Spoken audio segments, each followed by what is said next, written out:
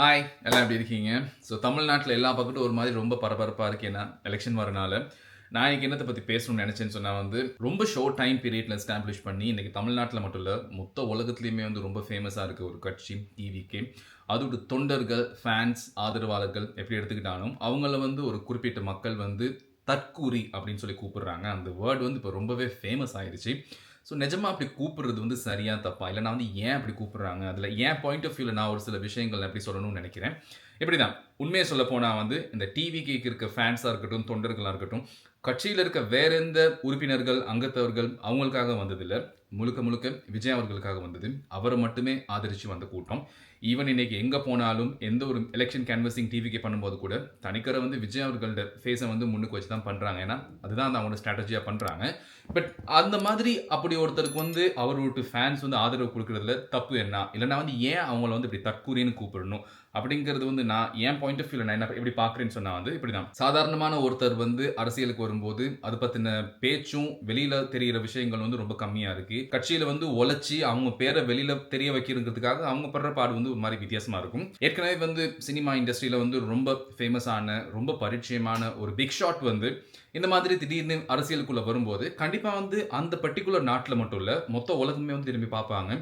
Already இவரை ஆக்டிங்ல பார்த்துருக்கோம். இப்படி இந்த மாதிரி ஆட்சிக்குள்ள வந்தாருன்னா, மக்களுக்கு சோஷியல் சர்வீஸ் பண்ணும் அப்படின்ட்டு வந்தாருன்னா அந்த ஒரு ஃபேஸ் எப்படி இருக்கும், அந்த ஒரு அவரோட டைம் பீரியட், அந்த ஆட்சி காலம் எப்படி இருக்கும், என்ன மாதிரி பண்ணுவார், என்ன மாதிரியான சேஞ்சஸ் எதிர்பார்க்கலாம் அப்படிங்கிற ஒரு கியூரியாசிட்டியும் அந்த ஒரு இதுவுமே எல்லார் மனசுலையுமே இருக்கும். ஆப்வியஸ்லி இப்போ நான் வெறும் ஸ்க்ரீனில் மட்டும் தான் அவரை பார்த்து வளர்ந்து வந்தோம். அப்படி இருக்கும்போது திடீர்னு அவர் ஒரு கட்சி ஆரம்பித்து மக்களுக்கு நல்லது செய்யணும் அப்படிங்கும்போது என்ன மாதிரியான தாட் ப்ராசஸ் வச்சுருக்காங்க, என்ன மாதிரியான ஐடியாலஜிஸ் வச்சுருக்காங்க, என்ன மாதிரியான சேஞ்சஸ் அவங்க கொண்டு வர ட்ரை பண்ணுறாங்க இப்போ இருக்க அரசியல் இருந்து அப்படிங்கிறது நேச்சுரலாக எல்லாருமே எதிர்பார்ப்பாங்க. ஸோ அப்படி இருக்கும்போது அவருக்கும் ஒரு வாய்ப்பு கொடுக்கலாமே, பார்க்கலாமே அப்படின்னு சொல்லி அவரோட ஃபேன்ஸ் கேட்குறாங்க.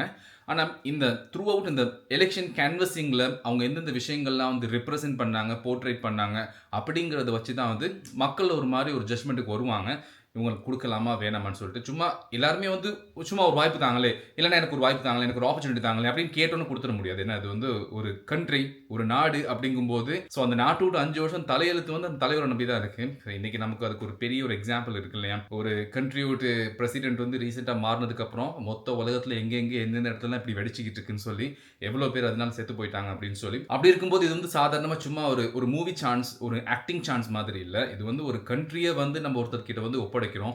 அவர் எடுக்கிற டிசிஷன்ஸ் பாரிய அளவில் பாதிப்பை ஏற்படுத்தும். அப்படி இருக்கும்போது இவர் அதுக்கு தகுதியானவரா, இவர் அதுக்கு ஏற்ற மாதிரியான கேப்பபிலிட்டிஸ் வச்சிருக்காரா, இவர் அதை கரெக்டாக பண்ணுவாரா அப்படிங்கிற ஒரு எண்ணம் பெரும்பாலான மக்கள் மத்தியில் இருந்துகிட்டே தான் இருக்கும். ஸோ அதனால அதுக்கான ஆதரவு, எதிர்ப்பு அதெல்லாம் வர்றது ரொம்ப நேச்சுரல்.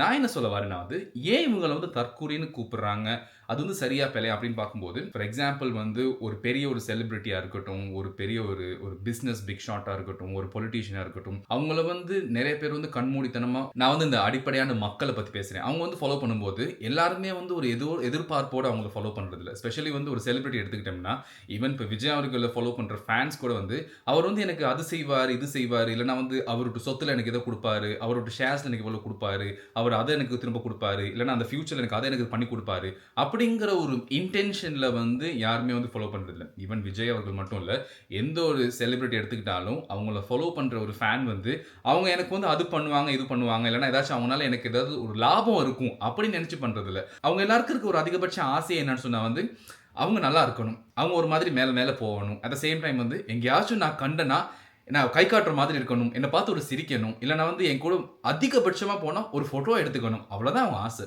அதை தாண்டி எதுவுமே இல்லை. மற்றபடி அவங்க சந்தோஷத்தை இவங்க சந்தோஷமாக எடுத்துக்குவாங்க. அந்த ஃபேன்ஸ் அவங்களோட வெற்றியை இவங்க வெற்றியை பார்ப்பாங்க. அவங்கள யாராவது ஒரு வார்த்தை தப்பாக குறை சொல்லிட்டா கூட அது இவங்களுக்கே சொன்ன மாதிரி ஃபீல் பண்ணி அவங்களுக்காக இறங்கி ஃபைட் பண்ணுறாங்க. ஸோ இந்த மாதிரி பிளைண்டாக அளவு கடந்த ஒரு அன்பு வச்சிருக்க ஃபேன்ஸ் தமிழ்நாட்டில் மட்டும்தான் பார்க்க முடியும். தமிழ்நாட்டில் அந்த அளவுக்கு அன்பு வச்சிருக்க ஃபேன்ஸ் இருக்காங்க, எல்லா செலிபிரிட்டிஸ்க்கும் இருக்காங்க. இந்த மாதிரி பெரிய பெரிய சினிமா செலிபிரிட்டிஸாக இருக்கட்டும், அரசியல்வாதிகளாக இருக்கட்டும், பெரிய பெரிய பிஸ்னஸ் ப்ரொஃபைல்ஸாக இருக்கட்டும், ஒரு குறிப்பிட்ட மக்கள் க்ரௌடை டம்ப் பண்ணி வைக்கிறதுல அவங்களுக்கு நிறைய சுயலாபங்கள் இருக்குது. பண ரீதியா, செல்வாக்கு ரீதியா. அதனால வந்து இந்த மக்கள் வந்து கேள்வி கேட்கறது அவங்களுக்கு பிடிக்காது. மக்கள் வந்து இந்த காமன் சென்ஸ யூஸ் பண்ணி ஒரு சில விஷயங்கள் அவங்களா தேடி, தானா படிச்சு வந்து, "இது ஏன் நடக்குது? ஏன் இப்படி?" அப்படின்னு கேட்டா வந்து, உடனே அவங்க முழிச்சுக்குவாங்க அப்படின்னு சொல்லிட்டு, ஒரு கிரவுட் வந்து ஒரு மாரி டம்ப் பண்ணியே வச்சிருப்பாங்க. ஒரு பிம்பத்திலேயே வச்சிருப்பாங்க. அந்த விஷயம் தான் நடக்குது. இப்ப நீங்க விஜய வந்து ஃபாலோ பண்றது பிரச்சனை இல்ல. ஏன்னா நீங்க வந்து கண்மூடித்தனமான அன்புல, அந்த லவ்ல தான் ஃபாலோ பண்றீங்க. ஆனா அதோட கான்சிக்வென்சஸ் வந்து வேற மாதிரி இருக்கும். இது வந்து சும்மா ஒரு ஒரு ஆப்பர்ச்சுனிட்டி தானே, ஒரு சான்ஸ் தானே அப்படின்னு சொல்லி குடுக்குறதுக்கு, ஒரு நாடு அத வந்து அப்படி குடுத்துட்டு போ முடியாது. ஏன்னு சொன்னா, அவர் வந்து ரெப்ரசன்ட் பண்ற விஷயங்கள் ஒவ்வொரு கேன்வாஸிங்லயும் நீங்க பார்த்தீங்கன்னு சொன்னீங்கன்னா, நான் எனக்கு இருக்க மொத்த செல்வாக்கு, என்னோட லக்ஸரி லைஃப் எல்லாத்தையும் விட்டுட்டு வாரேன் அப்படின்னு சொல்றாரு. That doesn't make any sense. ஒரு மக்களுக்கு அரசியல் பண்ணணும்னு நெனைக்கிறவங்க, மக்களுக்கு வந்து சோஷியல் சர்விஸ் பண்ணணும்னு நெனைக்கிறவங்க, என்னைக்குமே வந்து இந்த மாதிரி சொல்ல மாட்டாங்க. சொல்லி காட்ட மாட்டாங்க. நல்லா யோசிச்சு பாருங்க. இன்னையிலேருந்து ஒரு 75 வருஷத்துக்கு முன்னுக்கு நம்ம சுதந்திரம் வாங்கணும். அன்னைக்கு வந்து எந்த டெக்னாலஜியும் இல்லாத காலத்துல, இன்னைக்கு அளவுக்கு மக்கள் யோசிக்கிற அளவுக்கு கூட அன்னைக்கு யோசிச்சிருக்க மாட்டாங்க. அப்படி இருக்கும்போது, எல்லாத்தையும் ஒண்ணு கூட்டி, வெளிநாட்டிலருந்து நம்ம நாட்டுக்கு கொள்ளையடிக்க வந்தவங்கள எதிர்த்து ஃபைட் பண்ணி சுதந்திரம் வாங்கியிருப்பாங்கன்னா, எவ்வளோ போராட்டங்கள் பண்ணியிருப்பாங்க.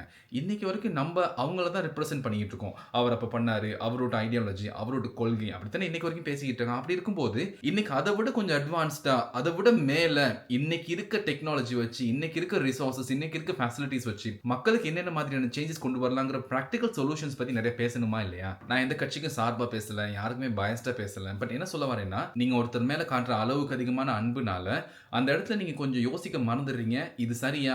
இந்த விஷயத்துக்கு நம்ம இப்படி வந்து குடுக்கலாமா? இந்த விஷயத்த இப்படி நம்ம ஆதரிக்கலாமா? அவங்க என்ன சொல்ல வராங்க? அப்படிங்கிறத வந்து நீங்க கொஞ்சம் நின்று நிதானமா யோசிக்க மறந்துடுறீங்க. எந்த ஒரு பொலிட்டிஷியனுமே வந்து நான் வந்து இவ்வளோ லக்ஸரியா இருந்தேன், இவ்வளோ வச்சிருந்தேன், இவ்வளோ காசு இருந்துச்சு, இதெல்லாம் சும்மா விட்டுப்புட்டு வாரேன் அப்படின்னு சொல்ல மாட்டாங்க. அதையும் தாண்டி எங்க போனாலுமே வந்து இந்த ஒரு கட்சி, அந்த ஒரு கட்சி, அவங்க அப்படி, இவங்க அப்படி, என்ன அப்படி பண்ணலாமா? போலாமா? வேணாமா? அப்படின்னு சொல்லிட்டு ஒரு மாரி சினிமா டயலாக்ஸ் தான் பேசுறாங்க. மக்கள் அத எதிர்பார்க்கல. மக்கள் என்ன எதிர்பார்க்குறாங்க? மக்களுக்கு வந்து பிராக்டிகலான சொல்யூஷன்ஸ் தேவை. மக்களுக்கு இந்த 5 இயர்ஸ் வந்தா என்ன மாதிரியான சேஞ்சஸ் வேணும்னு தேவை. அதுக்கு வந்து அதே மாதிரி திரும்பவும் ஃப்ரீ தாரேன், நான் அத பண்றேன், இத பண்றேன், இல்லன்னா கேஸ் சிலிண்டர் தாரேன். இதனால வந்து அடிப்படை தேவைகள வந்து சும்மா ஒரு மாரி டம்ப் பண்ணி அப்பைக்கப்ப ஏதோ ஒப்பேத்துற மாதிரியான விஷயங்களா இருக்குமே தவிர, பெர்மனன்ட் சொல்யூஷன்ஸ் எதுவுமே இல்ல. ஸோ இந்த மாதிரியான சேஞ்சஸ் கொண்டு வரணும்னா, எல்லாருமே வந்து ஒரு மாரி தான் யோசிக்கணும். ஸோ இந்த மாதிரி மேபி நீங்க கொஞ்சம் யோசிக்க மறந்துடுறீங்களோ! அப்படிங்கிறதுனால தான் வந்து இவங்க தற்கூரி அப்படின்னு கூப்பிடுறாங்கன்னு நான் நெனைக்கிறேன். பட் ஆனா வந்து, நீங்க வந்து பிளைண்ட் லவ்னால தான் அத பண்றீங்க. ஏன் உங்களுக்கு அவர புடிச்சிருக்கு. அவர் என்னைக்குமே தோத்துறக்கூடாது. ஏன்னா நம்மளுக்காக வாராரு. பட் ஸ்டில் அவர் என்ன சொல்றாரோ இல்லையோ, அதெல்லாம் அடுத்த விஷயம். எங்களுக்காக ஏதோ இறங்குறாரு. ஏதாச்சும் ஒண்ணு பண்ணுவாரு. எதிர்காலத்தில கண்டிப்பா ஏதாச்சும் ஒரு நல்லது தான் பண்ணுவாரு. அப்படிங்கிற ஒரு நம்பிக்கை. ஒரு கண்மூடித்தனமான நம்பிக்கையில, அவர் மேல வச்சிருக்க அந்த லவ்வுல, அந்த ஒரு அளவு கடந்த பாசத்துல வந்து நீங்க வந்து அந்த மாதிரி பண்றீங்க, பேசுறீங்க. அவங்கள பத்தி யாராச்சும் எதிர்த்து பேசினா, உடனே வந்து அவங்கள கெட்ட வார்த்தைகள திட்டுறீங்க. ஏதோ ஒண்ணு பண்றீங்க. பட் ஸ்டில் அது வந்து அவுட் ஆஃப் லவ்ல தான் பண்றீங்க. ஆனா, அந்த லவ்வே வந்து நாளைக்கு வினையா மாறிடும். நம்ம சரியான ஆட்கள சூஸ் பண்ணலன்னு சொன்னா. நான் சொல்றது உண்மையா, பொய்யாங்கிறது கீழ கமெண்ட்ல கொடுங்க காய்ஸ். அண்ட் இந்த வீடியோ பிடிச்சிருந்துச்சுன்னா சப்ஸ்கிரைப் பண்ணுங்க.